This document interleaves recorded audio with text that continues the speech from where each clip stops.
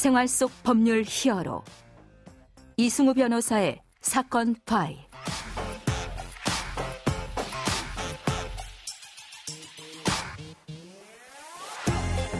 안녕하세요.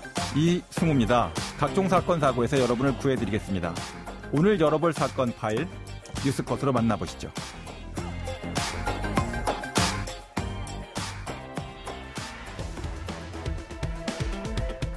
20대 여성이 의사 남자친구가 준 프로포폴을 투약하다 숨진 사건과 관련해서 성형외과 의사 44살 A씨에 대해 구속영장을 신청했다고 밝혔습니다.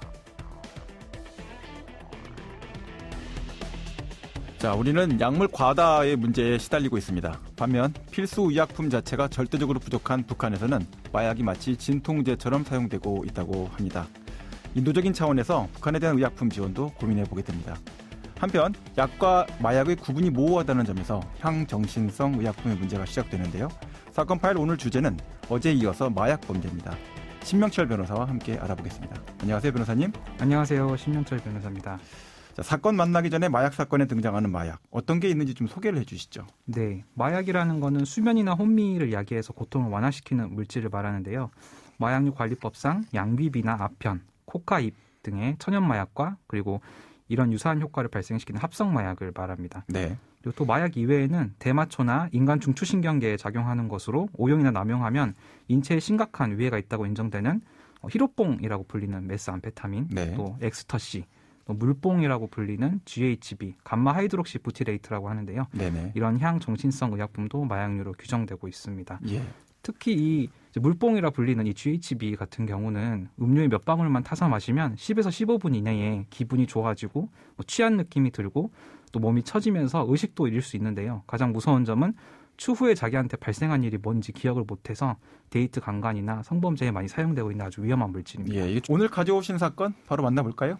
피부과 전문의로 의사는 여의사가 있었습니다. 네네. 이분이 여성 연예인들을 많이 진료를 했었는데요.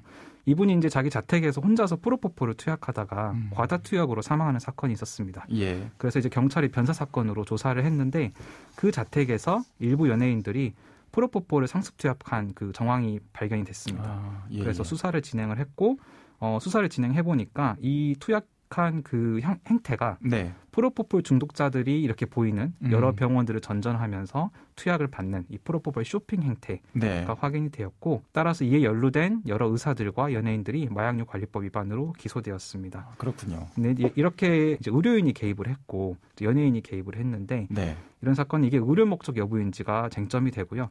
따라서 의사의 의료적 판단과 또 연예인 같은 경우에는 일반인보다 미용이나 성형시술 필요성이 높으니까 이런 부분들이 이 사건에서 어떻게 적용이 되는지가 대립되게 됩니다. 자, 프로포폴 이러면 뭐 상당히 알려져 있는 약물이고요. 네. 청취자 여러분께서도 종종 들어보셨을 것 같은 이제 그런 관련 사건인데 네.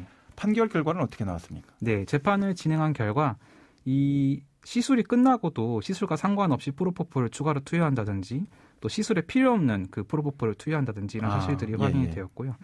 또 이것을 은폐하기 위해서 또 의료인들이 의료 기록을 조작을 하고 이런 부분들이 확인이 돼서 질병 치료라든지 또 기타 의료 목적에 통상적으로 필요한 범위를 넘어섰다. 그래서 의료 행위를 빙자해서 마약 등을 투약하는 행위를 하였다. 이제 마약류 관리법에서는 업무 외 목적으로 계속 투약하는 걸 처벌하고 있는데 네. 의료 목적 외에 마약을 투약하는 게 인정이 돼서 유죄가 선고되었습니다. 예. 그리고 이제 관련 의사들도 공범으로 처벌되었고요.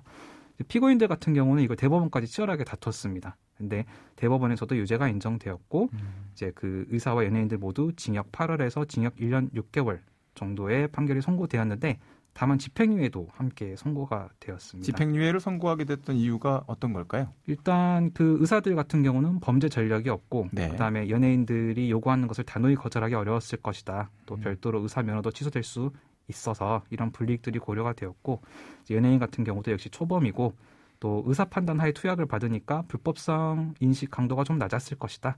불법성이라 생각하기 어려웠을 것이다.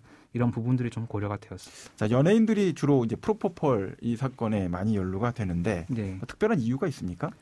프로포폴이라는 건 사실 수면 마취제로 많이 쓰이는 의약품입니다. 네. 근데 이제 마취제라는 거는 호흡을 억제시킬 수 있고 네. 따라서 일반적으로 마취를 썼을 때는 마취 후에 반드시 회복실에서 회복 과정을 거쳐야 됩니다.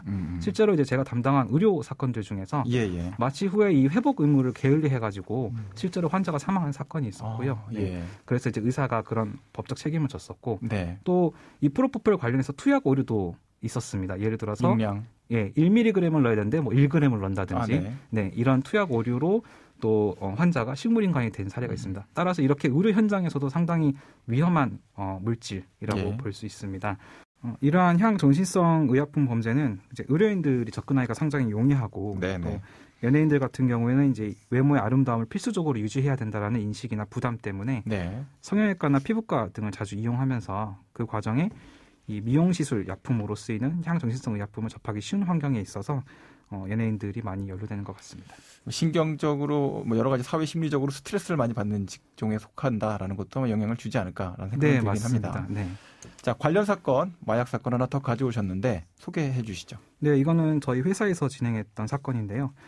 친하게 지내던 사람이 경찰에 저희 의뢰인을 마약을 구매해서 함께 투약했다라고 진술을 하고 이제 이 본인이 마약 투약 의뢰인이 아니라 그 신고한 사람이 마약 투약을 한 영상을 제출했습니다. 그래서 이제 경찰이 이제 이 의뢰인을 마약류 매매 및 투약에 관한 내용으로 체포를 하였고요. 그래서 이제 변호인이 접견을 해서 확인을 한 결과 신고자가 의뢰인에게 악의적인 감정을 가지고 있었고 또 증거라든지 신고자 진술이라든지 이런 게 상당수 허위인 사실들을 알게 되어서 이것을 적극적으로 주장을 하게 되었고 다행이군요. 또한 마약 검사에서도 음성이 확인되어서 구속영장까지는 청구되지 않고 바로 석방돼서 혐의 없음 처분을 받은 사례가 있습니다. 공범 간에 사실은 공적 쌓기 이런 것들이 상당히 만연해 있어서 억울한 경우가 발생할 수도 있고 하는 그런 마약 사건인데 이렇게 억울할 경우 마약 관련해서 어떻게 무죄를 입증해야 될까요? 네, 마약류 관리법은 이 마약류의 투약뿐만 아니라 수출입, 제조, 또 매매, 알선, 소지, 소유 등을 금지하고 처벌하고 있는데요. 억울하게 이제 마약류 휘말리게 될 때 사건이 워낙 중대하게 보기 때문에 이 체포 구속 등의 절차가 진행될 수 있습니다. 필수적으로 따라올 때가 많죠. 이 사건 같은 경우도 의뢰인 역시 체포된 사건이었고요. 이럴 경우에 이제 변호인 접견이나 수사 동석을 통해서 필요한 자료를 수집하고 방어권을 행사하는 게 중요하겠습니다.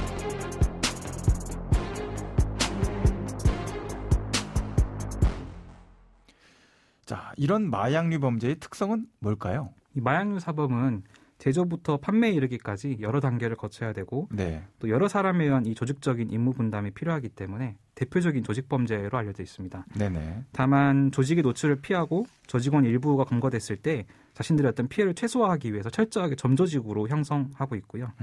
또 단속을 피하기 위해서 정말 우리가 생각하는 것 이상으로 상상을 초월하는, 예를 들어서 신체 내부나 신발, 의류, 사탕 등의 위장에서 밀반입하는 것이 그 특징입니다. 그리고 이제 향정신성 의약품 범죄 같은 경우는 당연히 의료인들이 접근이 비교적 용이하기 때문에 의사나 연예인들의 불법 투약 사례가 많고요. 그러면 오늘 사건에 담긴 법 이야기를 한 줄로 정리해드리고 실제 법적 대응과 자문 이어가 보도록 하겠습니다.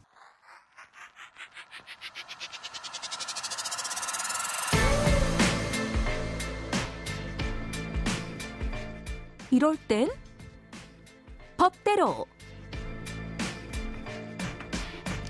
마약은 뇌에 직접 작용합니다. 고통, 노력, 행복에 이르는 과정을 다 생략한 채 오로지 뇌의 만족감, 편안함을 추구하는 물질이죠. 인간의 감정과 사랑을 배제한 채 이기적인 뇌는 쉽게 약물에 길들여집니다. 살아가는 가족도 전혀 느낄 수 없도록 만들어버리는 마약 범죄는 우연하고도 은밀한 중독을 특성으로 하는 피해자 없는 자해 범죄입니다. 천천히 이루어지는 자살, 마약 범죄의 다른 이름이라고 할 수 있겠습니다. 자, 오늘 마약 범죄 사건을 다뤄봤는데요. 만약에 나의 의도 없이 내가 마약에 손을 댔다면 어떻게 대응해 나가야겠습니까? 일단 가장 먼저는 마약류에 호기심도 가지지 않는 게 중요하고요. 맞는 말씀입니다. 또 어떤 장소에서 모르는 사람이 주는 음료는 가급적 마시지 말고 혹시 모르는 사람이 주는 음료를 마셨는데 몸이 좀 이상하다. 그럴 때는 바로 경찰에 가서 검사 등의 조치를 취해야겠고요. 또 억울하게 마약 범죄에 휘말렸다면 사실관계에 따라서는 이제 무죄를 입증하는 자료라든지 아니면은 마약 범죄를 저지른 게 맞다면 그 정상 자료나 이런 것들을 준비해서 제출할 것이 중요하겠습니다. 특히 의료인들이 개입된 사건이라면은 진료 기록 등을 확보해서 의료 목적 외의 투약인지 여부를 철저하게 확인해서 대응하는 게 중요하겠습니다. 네, 오늘 자세한 말씀 고맙습니다. 지금까지 신명철 변호사와 함께했습니다. 감사합니다. 네, 감사합니다. 생활 속 법률 히어로 이승우 변호사였습니다. 내일도 사건에서 여러분들을 구해드릴 사건 파일 함께 열겠습니다. 좋은 하루 되세요.